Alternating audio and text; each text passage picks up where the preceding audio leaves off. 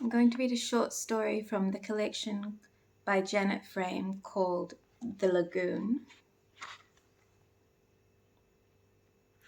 That's the name of the short story collection, and the story I'm going to read is called The Bed Jacket.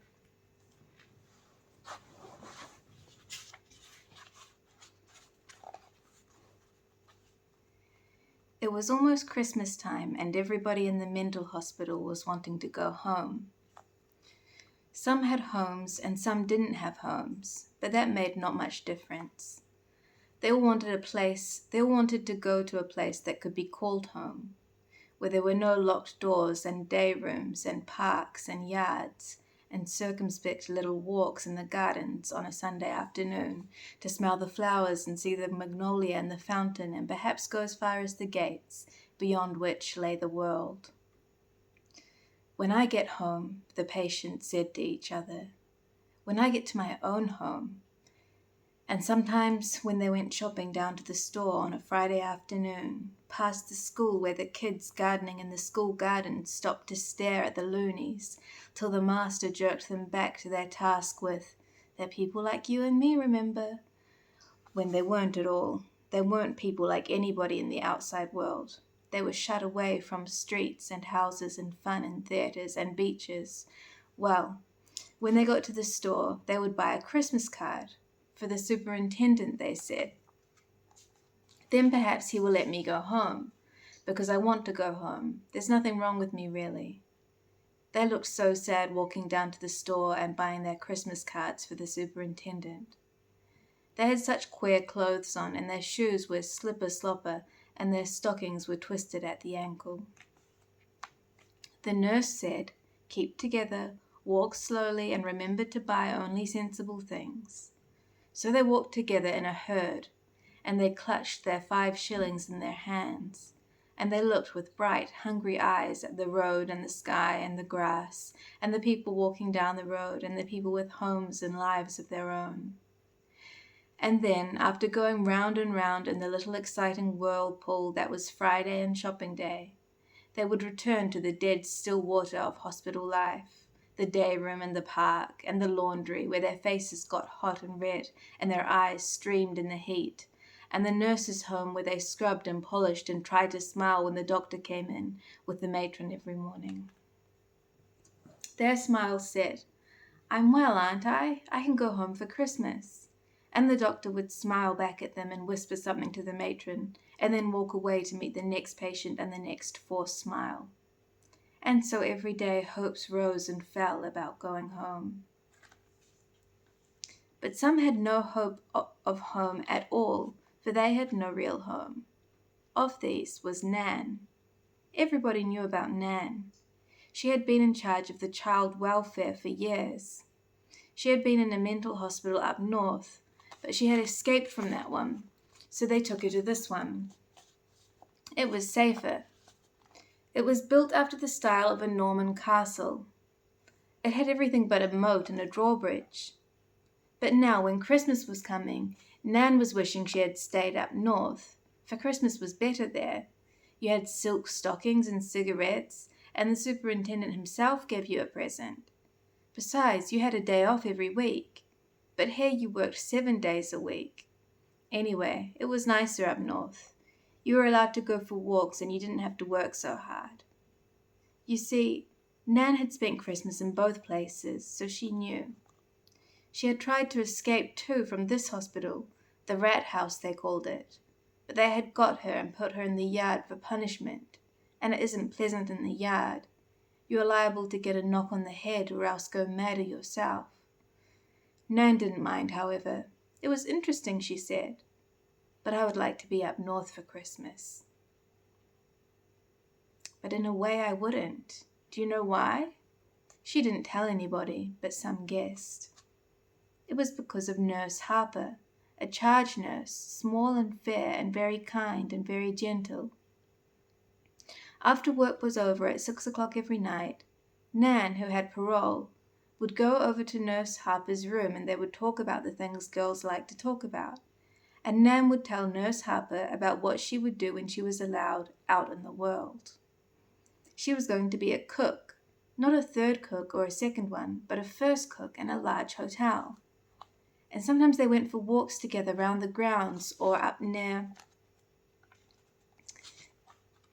the pigsties to see the new little pigs with their transparent ears, like petals, and they would come back with their arms full of cherry blossom, for there were many cherry trees in the garden. It was funny to see the two of them together, Nan awkward and fat and loud-voiced, Nurse Harper gentle and quiet and small. She was like a sister to Nan. She gave her little things, toothpaste and soap and underclothing that was not stiff and striped like mattress ticking, and dresses that were not print smocks with high waists and sleeves to the elbow.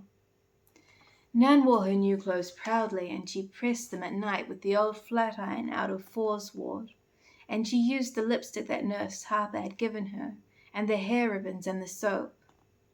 And once the nurse brought back a grey kitten from Two's ward, a fluffy one for Nan. Nan picked it up and fondled it and tickled its ears, and put her fingers under its chin to feel if it was purring. "I'll call it Harold after the doctor," she said. "Harold, puss puss." And when the other patients talked of going home at Christmas, what their home was like and who was waiting eagerly for them to come, when they lay in bed on the light summer evenings and told tales of mother and father and sister and brother and husband, Nan talked too about Nurse Harper and Nurse Harper's sister and mother and father, and how the nurse would be a sub-matron some day, and then a matron Harper. And when the others talked of presents for Christmas, whatever will I give him, whatever will I give her, Nan talked too.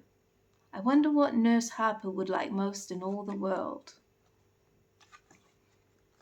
And then, one day after Nan had wondered and wondered about a present for Nurse Harper, the idea of the bed jacket came to her. Knit a bed jacket for Nurse Harper, a blue one to match her fair hair. Now, Nan couldn't knit. She had never knitted a garment in her life. But I can learn, she thought. Barbara in Ward 2 will teach me. Barbara is knitting a bed jacket, a pink one in a shell pattern. I will get the pattern. I will knit Nurse Harper a bed jacket. In the days that followed, Nan was scarcely ever seen without her knitting. Barbara out of Ward 2 taught her to knit. Barbara was old now. She had lived in the hospital for years. She was tall and gaunt, and the cats followed her, and she fed the birds every morning with crumbs from the big kitchen. Barbara was kind to everybody. She wanted Nan to learn to knit and make a bed jacket for Nurse Harper, so she coached her well. At night, when the others sat in the day room and listened to the wireless, or tried to play the old piano with its yellowed keys, or turned over the pages of an old Punch and War Cry, Nan would sit by the fire knitting the bed jacket. Sometimes she pulled it all undone and began again. Sometimes she swore over her knitting. Sometimes she flung it down on the floor and vowed that she would never knit another stitch. She would buy Nurse Harper a cake of soap and a face cloth wrapped in cellophane.